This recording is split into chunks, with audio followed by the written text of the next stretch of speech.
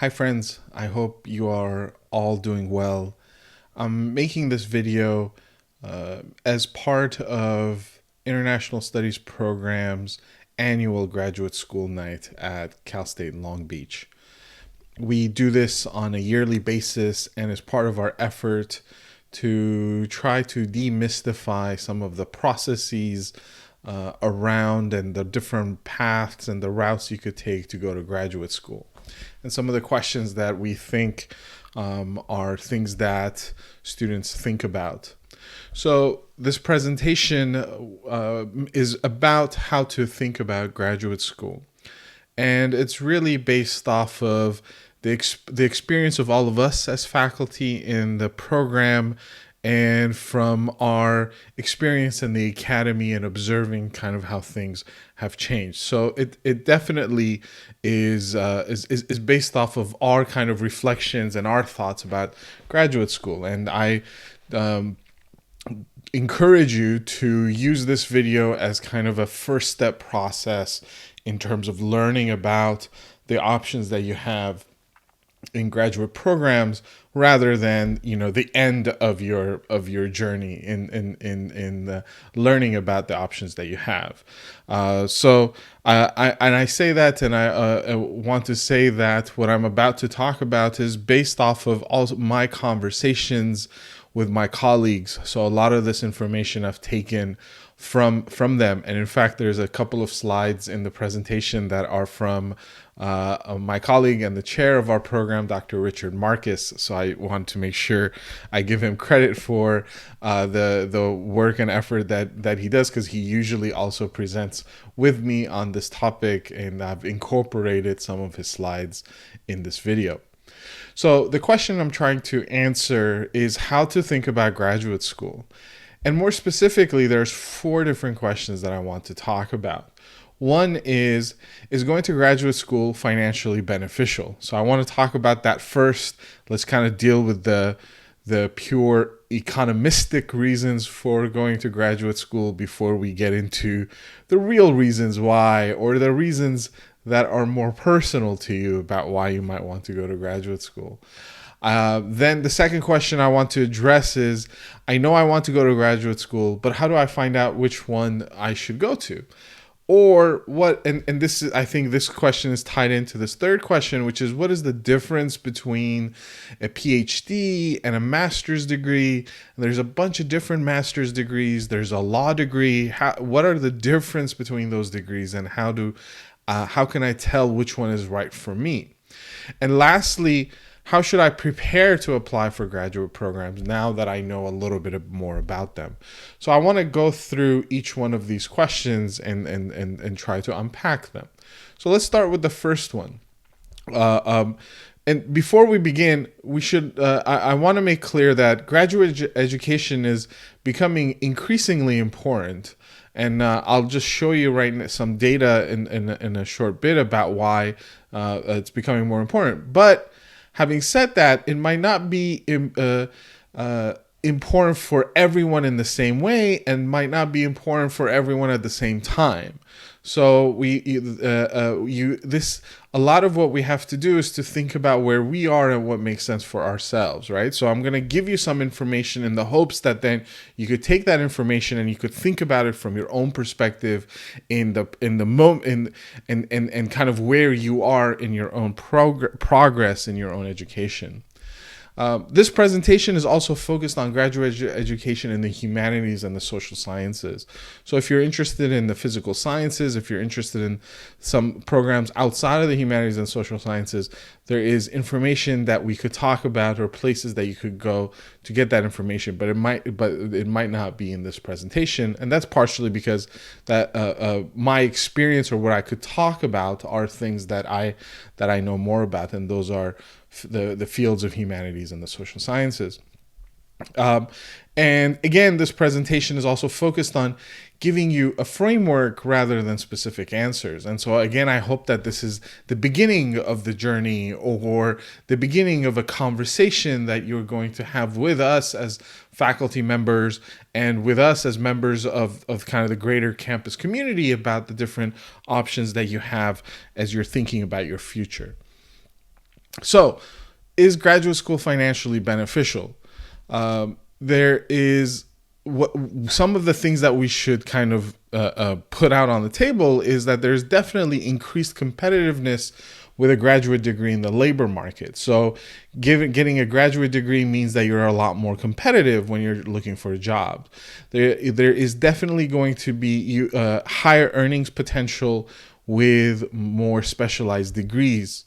And it will also focus your employment opportunities. So you will have narrower fields of specialization than your undergraduate studies. So the more higher you get, the graduate degrees will give you a level of expertise in a specialized field, which is also why you might be able to have higher earnings potential and more competitive in the job market. This is based off of data from the U.S. Bureau of Labor Statistics, and it talks about the difference in wages between different earnings based on different educational backgrounds across time. So this graph charts from 1979, the data all the way to 2012. And if you look, as we've progressed in the past couple of decades and really in the 21st century, you're starting to see a very high differentiation between a graduate degree and someone who has a high school graduate or someone who does not have a high school degree as well. So that there is much higher differentiation between them. And there's also a differentiation between graduate degree and a bachelor's degree that is increasing, so that your earning potential, you could see like the kind of the difference was around the same time, it was increasing at the same pace. But really in the 21st century, you're starting to see that a graduate degree is really outpacing a bachelor's degree in terms of the amount of earning potential that you could have. Here's another chart that gets us to think about the same type of, or gets us to see a similar pattern. And so in this chart, we are looking at the average earnings as well as unemployment rate and poverty rates by education levels for millennials. And so you could see that if you have a high school diploma, your earnings potential is around $28,000. It also means that there is a high rate, more than between 20 to 25% rate of living in poverty, and a pretty sizable rate of unemployment if you only have a high school degree. If you then get some college education, your earnings potential go up by a little bit, but there is a bigger drop in terms of the likelihood that you will be living in poverty or be unemployed. And you start to see that there is a much higher wage increase between some college and a bachelor's degree, a bachelor's degree and a master's degree, and then a professional degree as well. And we see a precipitous drop in kind of unemployment rates and living in, or chances of living in poverty. So that again, you're seeing a similar pattern as with this chart that I showed you, that there is a lot of financial reasons for getting going to have a graduate education and more specialized training. So it's very clear that graduate education is good for you financially. And it's very clear, if you're thinking about it from a purely economistic reason, graduate education might be something to consider, something to start thinking about, and something to plan for. Whether that means you need to do it right after college, or you take a couple of years off, that's a separate question. But from purely economistic reason, there's a lot of dollar bills reasons for getting a graduate degree.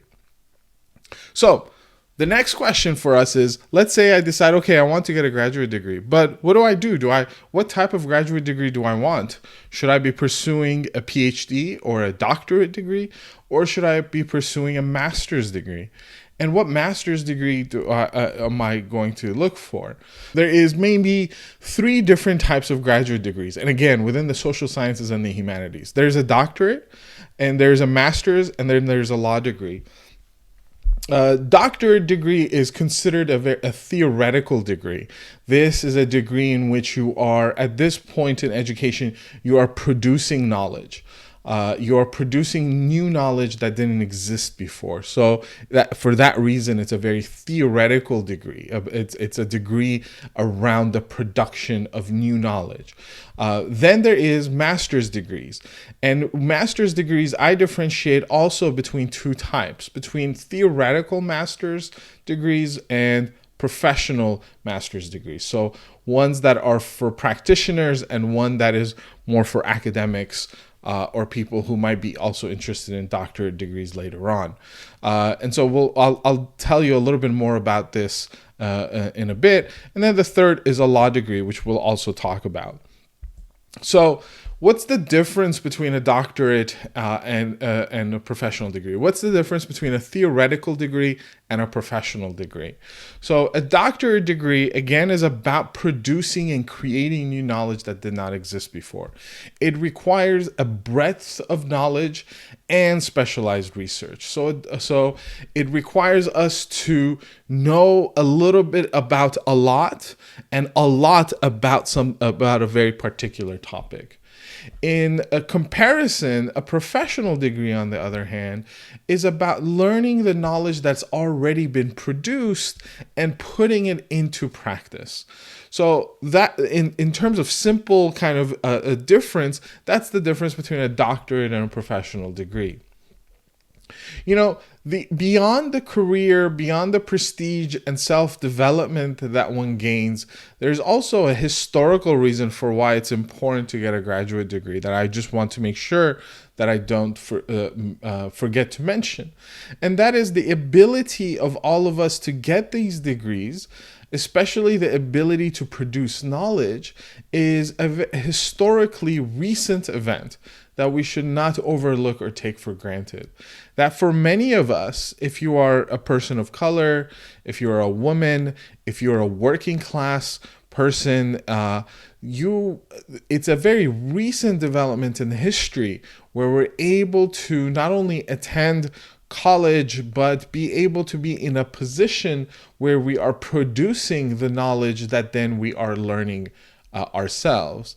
So for that reason, there is a bigger, more historical reason for why we might want to consider some of these graduate programs, and especially even a doctorate program as well. And you know, the rates of attendance of people of color and women in the more specialized degrees drops precipitously in the United States. So part of our effort as faculty members in the International Studies program is to create a culture where we are helping you navigate these things, because we believe that it is important for our students, for students from the Cal States, from students from historically marginalized communities, from working class and communities of color, to be able to not only aspire to, but have the ability and the resources to attend some of these programs. So to go back to our differentiation, or to see kind of to unpack the differentiation between a doctorate and a professional degree, I've laid out some questions for you to think about. So if you are thinking about, like, is getting a PhD the thing for me, you want to ask yourself, are you someone who likes to read and write a lot? If you're someone who likes to read and write a lot, maybe a doctorate program could be a program for you.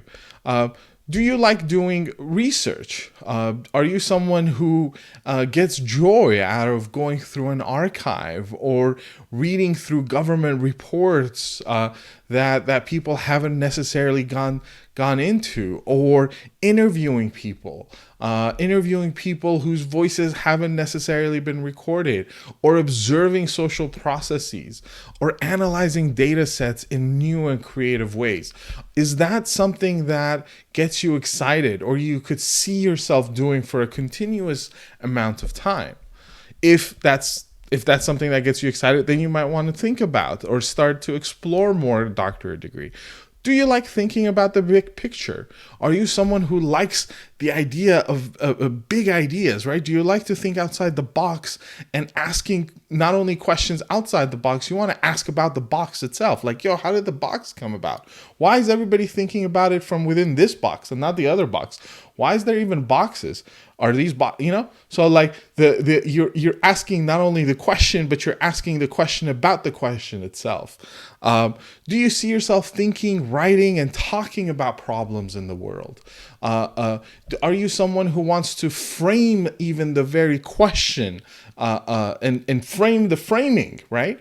So those types of, if you're into that type of thought process, if you could see yourself being engaged on a daily basis around those types of ideas, then you might want to explore whether a doctorate degree might be good for you. On the other hand, if you are someone who is much more about solving immediate problems, then maybe you're thinking about a professional degree. Maybe do you like, or you're someone who likes learning very practical skills and strategies and techniques that you could use to solve immediate problems. Do you see yourself as a practitioner? You're like, I don't want to think about this too much. I just want to get to what's the first step that I want to do. How do I solve this problem right now, right here? Do you see yourself as someone who searches out best practices and models and figures out ways to improve them and implement them right away? If you're one of those people, then maybe you want to look into professional degrees.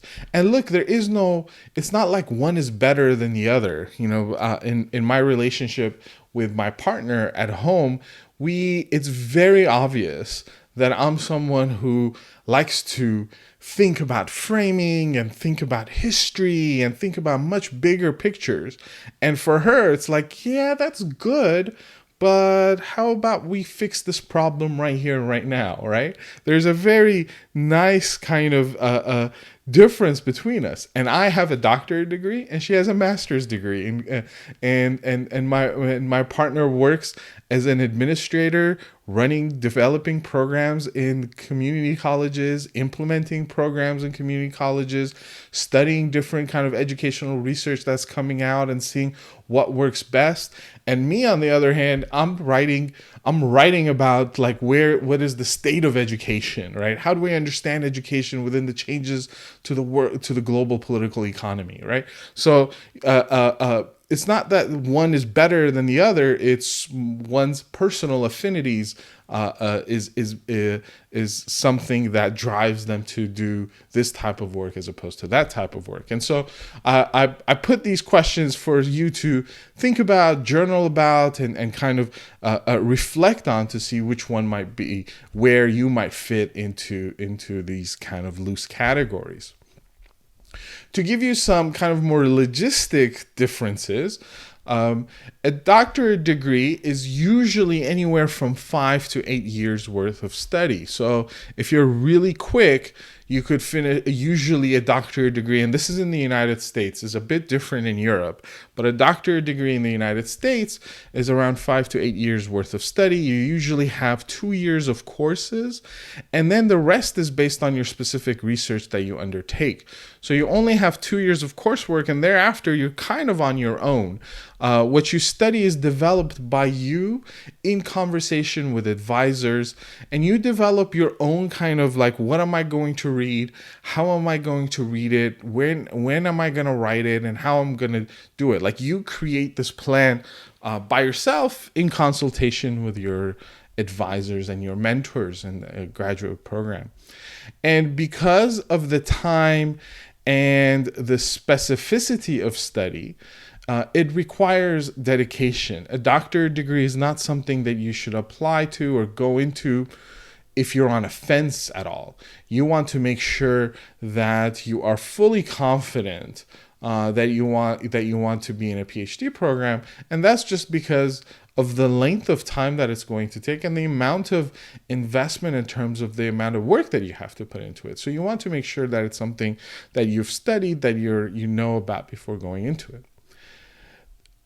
A master's degree, on the other hand, usually are much quicker. Usually you're talking about 2 years, with some exceptions that are 1 or 3 year programs.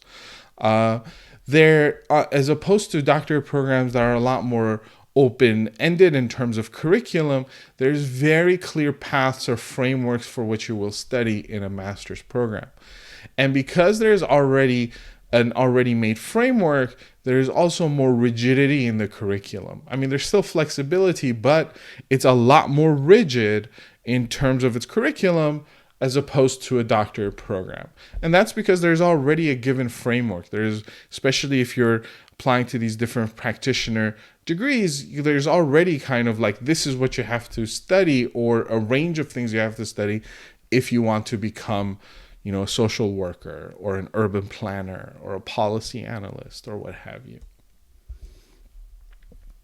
So in terms of doctorate degrees, in the social sciences, these are degrees that you could get in what are called the traditional disciplines like history, political science, sociology, anthropology, economics, linguistics. In the humanities, these are degrees in philosophy, literature, rhetoric, comparative literature, English. And then there's also what are called interdisciplinary programs. And these are not in every university, but because they're interdisciplinary, there's less of them than the traditional programs. But these are things like American studies, ethnic studies, so Black studies, Chicano studies, Asian American studies, Asian Pacific Islander studies, and international studies as well, global studies. In terms of doctorate programs, these programs usually offer two types of degrees. They either give you a PhD, or they give you it's called an MA PhD. An MA PhD, you automatically get into the PhD program, and en route to the PhD program, you get an MA.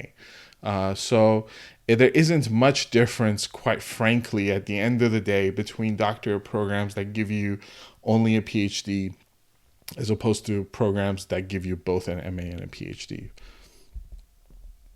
So how do you choose a discipline if you're thinking about a doctorate program? So what you want to ask yourself is, what are the type of questions that you constantly find yourself trying to answer? What are the types of questions that you constantly find yourself asking in classes? What type of analysis do you want to do? Do you see yourself doing ethnographies where you are working or living in close proximity and relationships with other people? Maybe you're into more statistical data, like big data person who likes to capture all of these points and then try to make sense of them. Or maybe you're someone who likes to do a lot of compare and contrast work between different case studies. Or maybe you're someone who likes to think about how people talk about some things, a discursive analysis. So you want to think about what type of methods, what type of research do you like to do? Are you someone who likes to sit in the archives and look through archives of very old, interesting things? Or are you someone who wants to be in the field, as they say, right? And be in the middle of different things that are happening in the social world. You want to think about what you want to study. Do you want to study at what level do you want to be involved? Or do you want to study people? Do you want to study governments or corporations? Or do you want to study social movements or neighborhoods? And at what level of analysis? Do you want to study things at a very, very local level, at the level of neighborhoods maybe, or maybe at the level of state, like California, right? Or at the level of national level, at the level of countries, or maybe internationally, or even maybe interplanetary, right? What is the level of analysis? So these are important questions for you to think about, because that's what's going to guide you in terms of which field you might want to choose when you're looking at applying. The other thing you want to think about in choosing a discipline for a doctorate program is to think about the things that you've enjoyed reading or enjoyed watching. Whom are the authors that you like to read? What are the books that you enjoyed in classes? And who are the people who wrote that? Think about the classes that you took that you enjoyed, because those might give you some clues in terms of what your interests are. So look up the authors, for example, that you liked and see what they do. What degrees do they have? Where do they teach? Do they teach something in that degree that they got or something else? And talk to the professors in that class. Like, hey, do you know anything about so and so? Or I'm really liking this class. Like, what's the type of degree or discipline that deals with questions in the way that your classes is dealing with it, because that might give you some kind of insights in terms of what your interests are. I mean, I'll tell you, for me personally, my degree is in sociology, but my bachelor's degree was not in sociology. I was studying political science and ethnic studies. I never took a social class in undergrad. But it was, I realized that the person that I kept reading, that started making so much sense to me in terms of the questions that I was asking, ended up being a sociologist. And I started seeing the people he cited who also happened to be in sociology. And then I started thinking, well, maybe I need to start thinking seriously about sociology as a degree. And so in many ways, I followed I got a degree in sociology because the person that I liked to read was a sociologist. And I still like to read him. So I think in some ways, maybe I made a good decision. So in choosing a discipline, whether it's sociology or American studies or anthropology or Chicano studies or whatever, it's a combination of what discipline you like and also which scholars you want to study with. So when you go to a doctorate degree, the person you're studying with is important, or the persons you're studying with is very important. So you want to look both at the discipline and the type of people that are in there. And quite frankly, we could get into a lot more specifics, but this is, again, just kind of a beginning at a beginning story or a beginning conversation around graduate programs. If you are interested in a doctorate degree, I would urge you to either seek me out or seek any of my colleagues, right, in the International Studies program. I know they will all be more than happy to talk to you about these things, because then we could give you much more specific advice given who you are personally and what you're doing in the program. So let us now move away from a doctorate degree to professional degrees. How do we choose a professional school, or what discipline we're going to look at? Here, some of the questions you might want to ask yourself is, what type of work are you interested in doing professionally? What is the level at which you want to intervene in the world? Do you want to intervene in the world at the personal level, family, city, state, country, or international? So again, the level at which we're going to intervene is an important one to ask yourself. How do you want to intervene? Do you want to intervene from a personal engagement perspective? Maybe you want to intervene at a policy or a legal route, or conflict resolution. So what does that intervention look like to you? What are the things you like to do as a person? And how could that lend itself to the type of intervention that you might want to do? And what type of skills do you want to learn? Do you want to learn about the law? Do you want to learn about architecture and planning? Are you interested in assessment, modeling, teaching, right? What are the specific skills that are intriguing to you, and that's something that you might want to put in a year, 2, 3 learning, right? Those are going to be the questions that are important to answer if you're thinking about a professional degree, and it makes a difference in terms of how you answer them. So, for example, and this is definitely not the only way to think about these disciplines, but this is one way.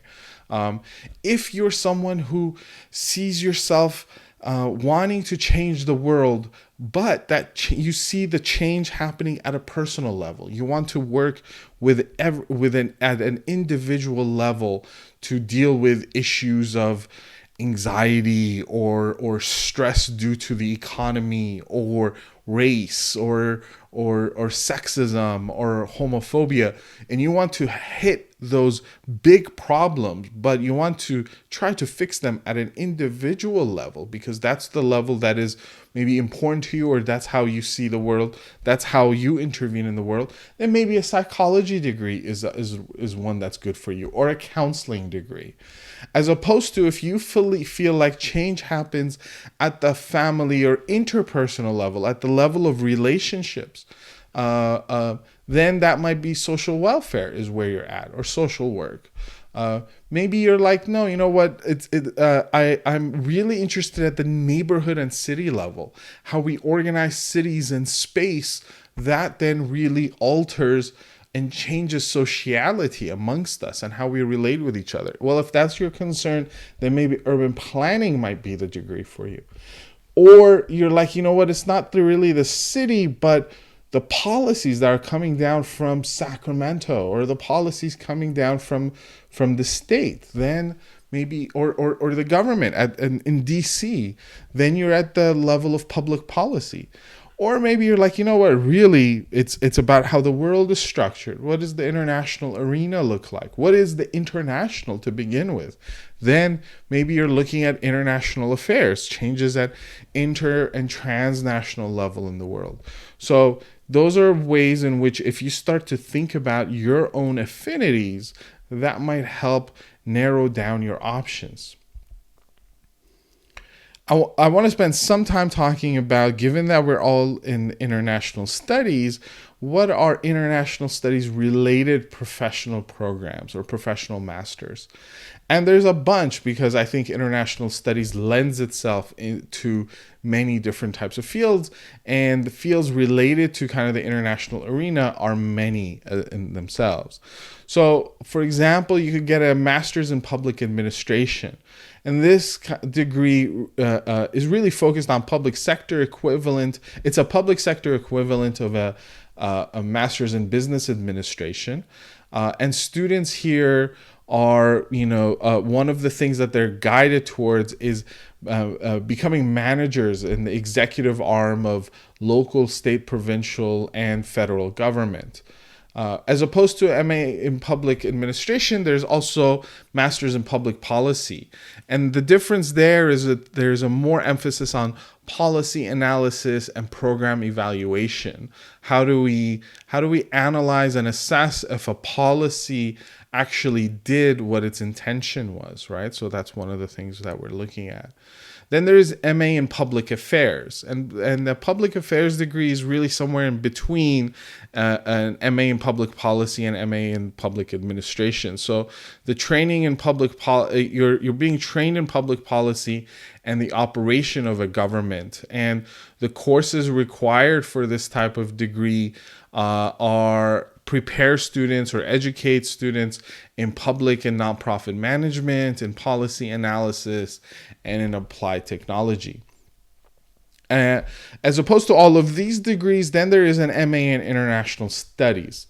And here you might want to be careful, because the name here, by name, it is basically advanced liberal arts coursework, kind of like advanced courses, very similar to courses that you're taking right now in international studies. But in practice, it is often the same as international affairs. So that is one way of saying that a master's, if you're looking at master's in international studies, you want to read the fine print, because there's a lot of variety in them, and there's a lot of different programs that call themselves international studies, and you want to find out where they're at, and if they are more kind of theoretical or more like our program, our major is, but at an advanced graduate level, or if it is more international affairs. And international affairs is going to be a bit different. International affairs is closer to a public policy degree, right? So you want to make sure, you want to look closely at what these types of programs are. Lastly, there is an MA in international relations.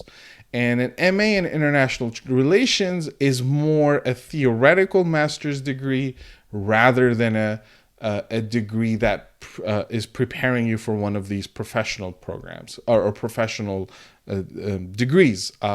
And so an MA in International Relations usually is in a political science department. It's a degree that's focusing on the relationships between states, directly or indirectly, in the international arena.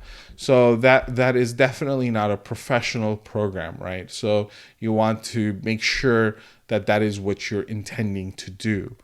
And then there's other programs as well that could be related to some of the interests that you might have as international studies students. But you could see that there's a lot of different variety in terms of programs or professional programs that you could go into that prepare you for doing something in the international arena, all from different angles, right? So again, this is where it's helpful for you to do some self-thinking, self-reflection, and self-awareness in terms of what am I trying to do as you're thinking about these different programs. How do you want to engage the world?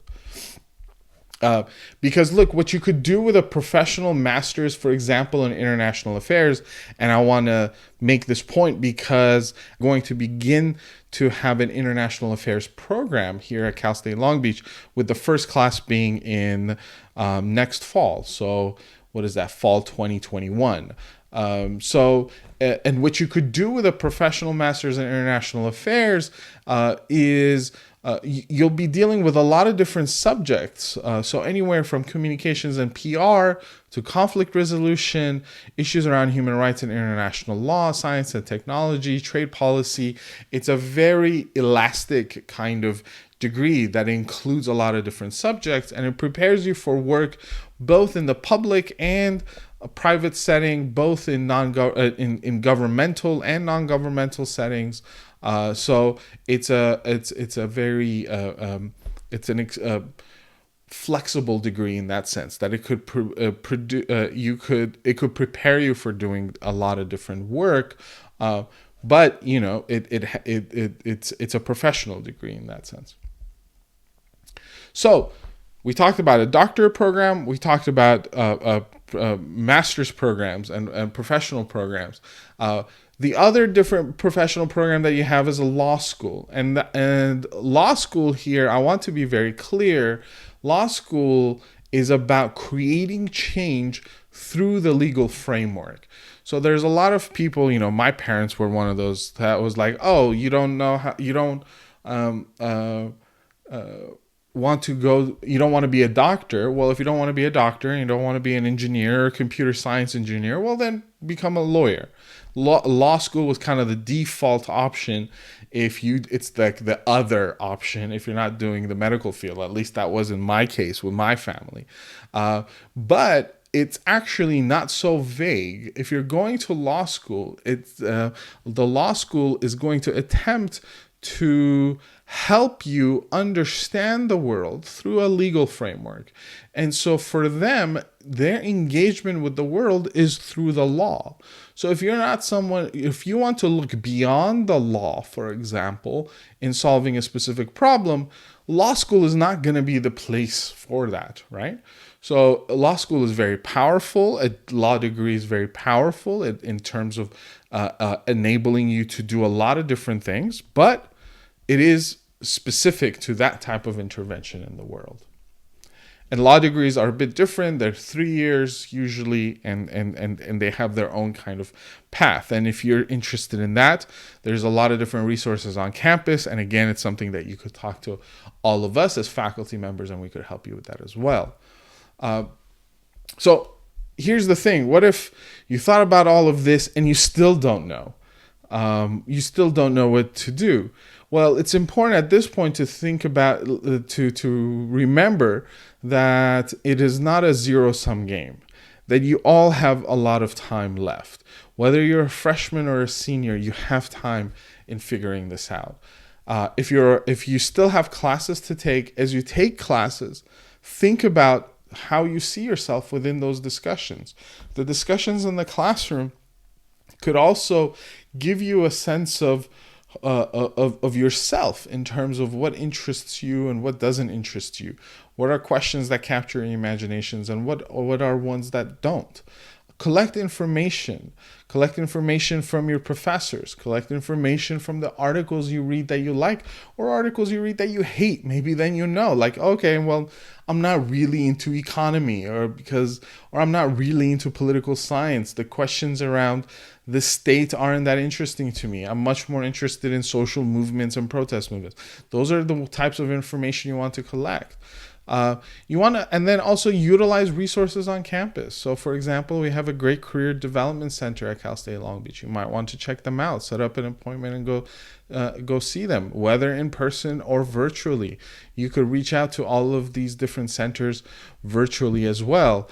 The other place that I think is kind of slept on in our campus is the Graduate Studies Resource Center. Their offices are in the library. And again, you could reach out to them virtually. They have some great people that work there who could also help you not only in these questions, but they could also help you in the process of preparing the application for a graduate program. So you definitely want to check that out. So let's say you did all that and you still don't know. After all of that work and you still don't know. Well, look, if you still don't know what you want to do after all of that work, it's okay. You are welcome to join the Yusuf Baker Club. We meet every day and we have no idea what we're going to be when we grow up. That's me trying to figure out what to do on an every single day basis. It's honestly, like if you're one of those people who are having a hard time figuring out what you're doing as you're graduating, again, it's not a zero-sum game. So take a year off.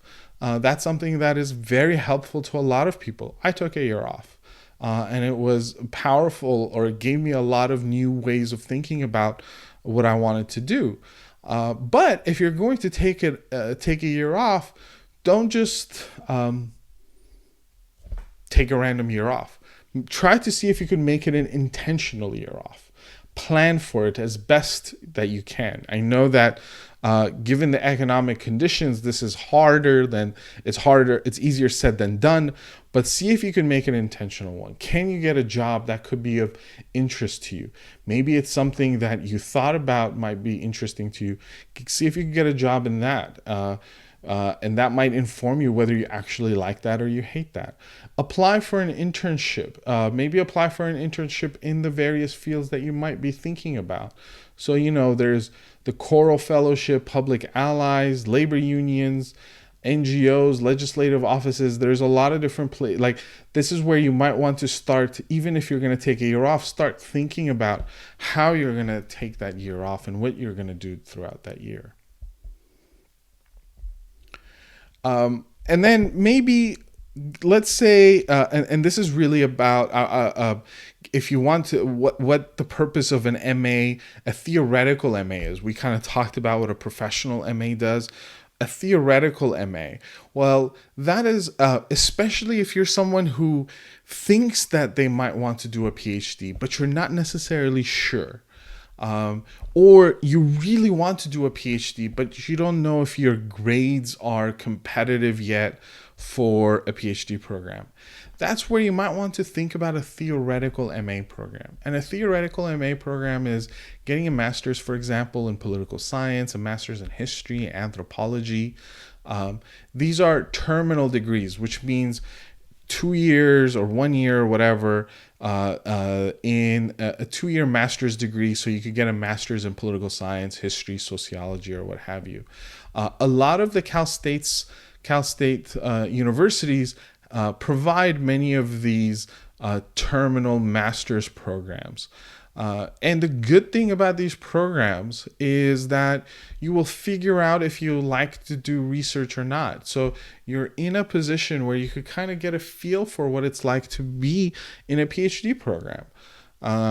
You're sitting in classrooms the way that you would sit in a PhD program. The type of conversations you have, the type of research that you do could inform you whether that's something that you like. You will for sure, by getting an MA, improve your application file for a PhD. You improve your GPA, because now your undergrad GPA is not as important anymore, given that you have the master's. And you will be very prepared in case you want to go to a PhD, and you learn and you learn very early in the process if you also don't want to get a PhD. So, the worst case scenario is that you go in and you end up feeling like, what, I don't want to pursue this anymore.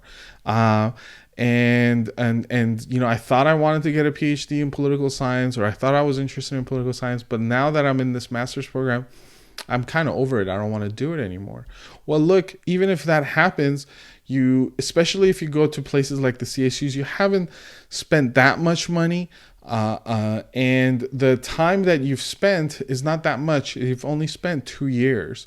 And with that 2 years, you've gained a master's degree. And that master's degree is useful in teaching jobs. So you could teach in the community college system. You could be an adjunct in the CSUs, in CSUs and other places. And it's helpful in getting you other jobs and applying to other degrees. So it's really not that much of it's not a total waste.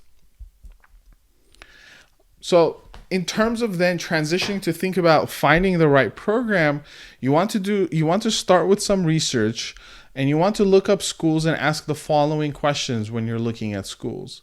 You want to look at, what are they good at in teaching? What specializations do they offer? What type of classes are they giving? Who are their teachers? Do their professors have the expertise that you're interested in? So if you're trying to study something in particular, if you're really interested in transportation, do they have a professor who is studying or researching or thinking about transportation, right? See how many years it takes how many years do their students take in finishing the program? That gives you some insight in terms of how long it might take you to finish their program. Where do their students go after the degree? Are they getting jobs in places that you think you want to get jobs at? And then what is their retention rates? Do people graduate on a timely basis in this program? Because if they do, then that means that the program is set up in a way that they cater and nurture their students. But if a program has a very low retention rates, where people start the program but a lot of them don't finish, you might want to think twice about that, because that might mean that there's that they're not necessarily helping students get to the finish line. And do schools have options for part-time schooling or night classes, especially if you're someone who, for different reasons, need those types of accommodations? So the process needs to start with doing some just background. And most of these questions you could answer by simply looking at websites carefully, right? And doing some internet surfing. You want to also consider academic quality, admissions requirement, making sure that you qualify, location, if you have the ability to move or not, the size of the campus, program cost, and also student-to-faculty ratio. These are all things that you might want to start doing some research on if you're thinking about graduate programs. So we're here. I've told you all this stuff, and you might now be asking yourself, well, what do I do next? Like, what's the immediate next thing that I should do? And here, in terms of thinking about the next move, I think it's different if you're someone who is currently applying, or as opposed to somebody who is not currently applying but want to pursue it in a year or more. So if you're someone who is interested, but not now, but later, you're maybe a year or more away from the application process. If you're at that stage, then just start being more attentive to the people who are ahead of you in terms of careers or professions. We usually have alumni nights. Sometimes our alumni come back. And if there's someone who's doing the type of work that you want to do, pay attention to them. See maybe if you could reach out to them. talk to one of us as professors and see if we could put you in touch with some people. Also, people you will come in touch with on campus, off campus, in your professional experience. Start being attentive to seeing the people who are doing the type of work that at some point in your life you might be interested in doing. And if you find those people, start to see if you could ask them questions. Maybe set up a meeting, set up a coffee chat, and see and ask them questions like, hey, I'm really interested in the type of work you do. I really admire the type of work you do and how you do it. And I want to know, what was the path that you took to your current job? What degrees did you get? What type of schooling did you do? Why did you get a degree in this versus that? Did that degree help you get this job or do this job that you're currently doing? What would you recommend to someone if they wanted to do what you're doing now? And so, start being attentive, start asking those questions more intentionally, and jotting down those notes for yourself, because that starting to do that puts your mind, gets you to start thinking about this, and hopefully it could be a process of narrowing down the options for you to the point where you could be more confident in the next steps that you want to take.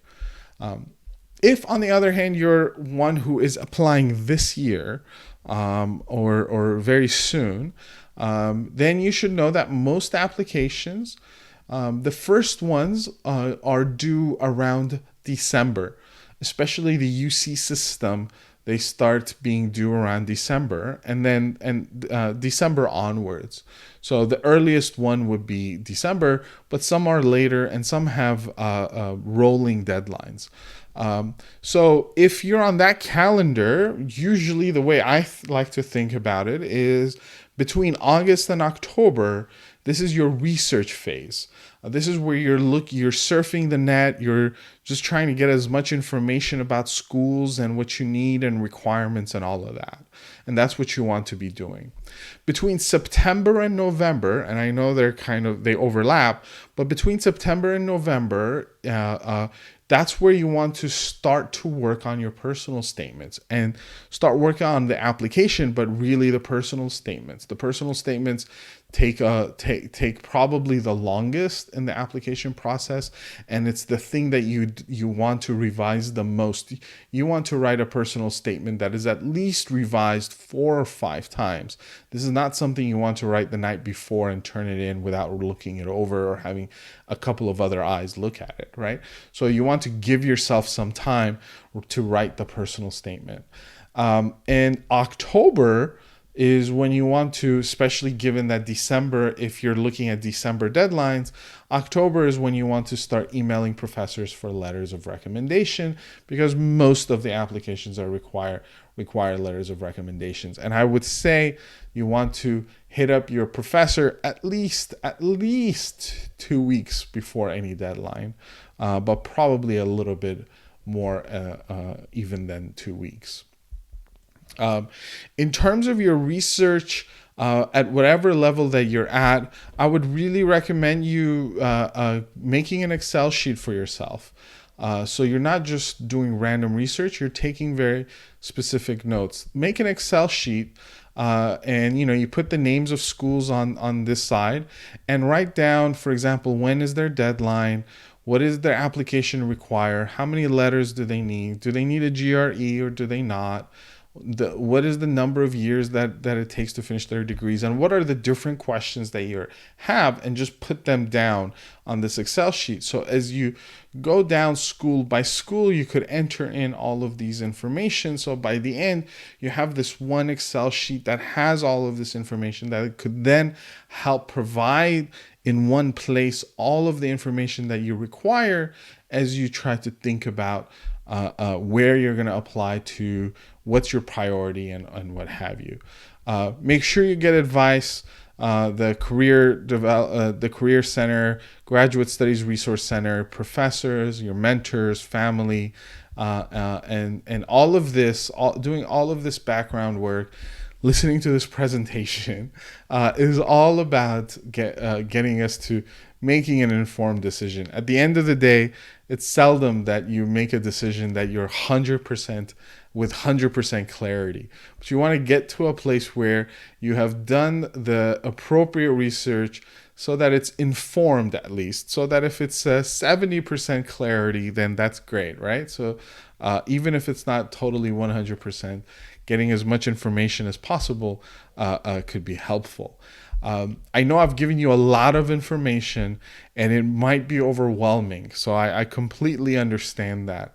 But if you are someone who, if this presentation is giving you more anxiety or stressed you out than answers, I want to assure you that I would, and I know that, again, this is easier said than done.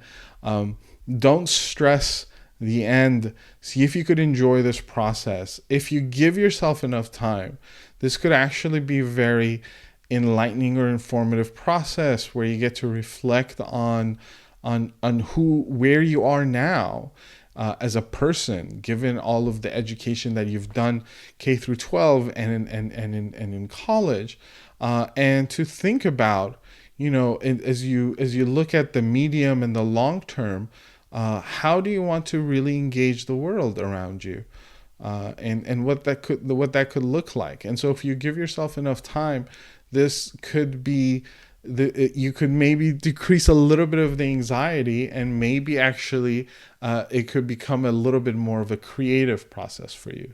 So I hope that this was helpful. And again, I hope that you see this as a beginning of a conversation. And let me assure you that every single faculty person in the International Studies program, and I know my colleagues in other departments as well, are always excited to talk to you about graduate school, because at least it makes them reminisce and be nostalgic about their days too, right? So I really hope that this could be the beginning of a conversation that you all have with us in office hours, in class, virtually, and hopefully in person as well.